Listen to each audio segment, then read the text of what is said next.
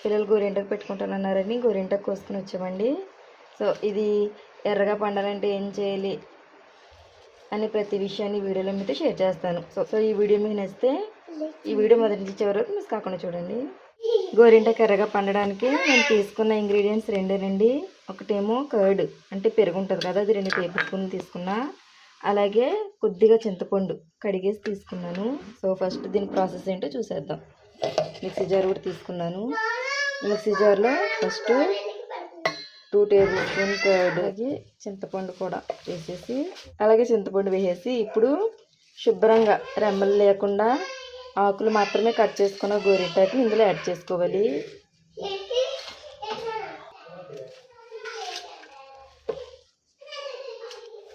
చూసారా ఎలా ఉందో గోరింటాకు? అంటే మా పాప ఉంది కదా, మా పాపని తీసుకెళ్ళాను కోయడానికి. ఈ మధ్యలో మా పాప ఇలా కొద్దిగా ఇలా బ్లాక్ కలర్లో ఉన్న గోరింటాకు కూడా కోసేస్తుంది.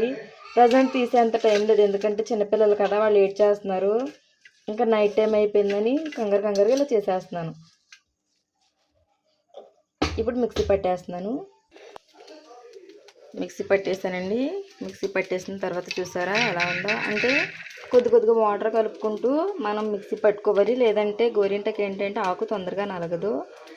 అలా అని ఎక్కువగా మనం పెట్టుకోవడానికి వీలు లేకుండా బాగా ఎక్కువ పలచగా అయిపోయినా మొత్తం చేయంతా పాకుపోద్దండి. సో అందుకని ఎక్కువ వాటర్ పోయకుండా కొద్దిగా ఎక్కువ టైం పడుతుందండి మిక్సీ అయినప్పటికీ అలాగనే పెట్టుకోవాలి. నెక్స్ట్ వచ్చేసి పాప అలాగే నేను కూడా పెట్టుకుంటున్నాము. పెట్టేటప్పుడు చూపిస్తాను, అలాగే ఆరిపోయిన తర్వాత కూడా లైవ్లోనే మీకు రిజల్ట్ అనేది చూపిస్తాను. సో మిస్ కాకుండా చూడండి. ఇప్పుడే గోరింటాకు పెట్టుకున్నానండి, చూసారు కదా.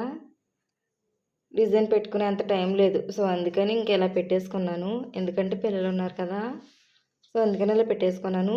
ఇంకా మార్నింగ్కి ఎలా పండింది ఏంటి అనే విషయాన్ని షేర్ చేస్తాను. బాబు పెట్టేశాను చూడండి. మా పాప జస్ట్ ఇప్పుడే పెట్టాను, కాలుకు కూడా పెట్టాను చూడండి. చిన్నపిల్లలు కదా ఎంతోసేపు ఉంచుకోరు, ఏదేమైనా కొంచెంసేపు పడినా ఓకే అని ఇంకెలా అయితే పెట్టేస్తాను. సో నైట్ అంతా గోరింటాకు పెట్టుకుని మార్నింగ్ అయిన తర్వాత షేర్ చేస్తున్నాను చూడండి. గోరింటాకు చాలా అంటే చాలా రెడ్ కలర్లో పండింది చూసారా. నార్మల్గా అందరూ కడిగేస్తారు, నేను కడగనండి.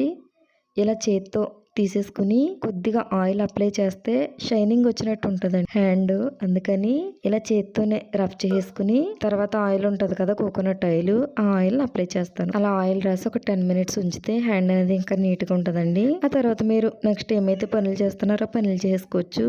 సో నేను గోరింటాకు పెట్టిన దగ్గర నుంచి వాష్ చేసుకునేంత వరకు ప్రాసెస్ ఏంటి అనే ప్రతి విషయాన్ని మీద షేర్ చేశాను. నేను వాడినవి కేవలం 2 ఇంగ్రీడియంట్స్ అండి, పెరుగు, చింతపండు. సో ఈ రెండింటిని యూజ్ చేస్తే గోరింటాకు అనేది రెడ్ కలర్లోకి వస్తుంది. కావాలంటే ఒకసారి మీరు ట్రై చేయండి. ఎందుకంటే నార్మల్గా గోరింటాకు స్వభావం ఎర్రగా పండుతుంది, కానీ 2 యూజ్ చేయడం వల్ల ఇంకొద్దిగా ఎర్రగా పండుతుంది. గోరింటాకు పెట్టుకునే వాళ్ళు ఎవరైనా ఉంటే ఒకసారి ఇలా మీరు ట్రై చేయండి. చూసారు కదండి వీడియో వచ్చేసి. ఈ వీడియో మీకు నచ్చితే లైక్ చేయండి, షేర్ చేయండి, తప్పనిసరిగా మన ఛానల్ కూడా సబ్స్క్రైబ్ చేసుకోండి. Thanks for watching this video. Bye friends.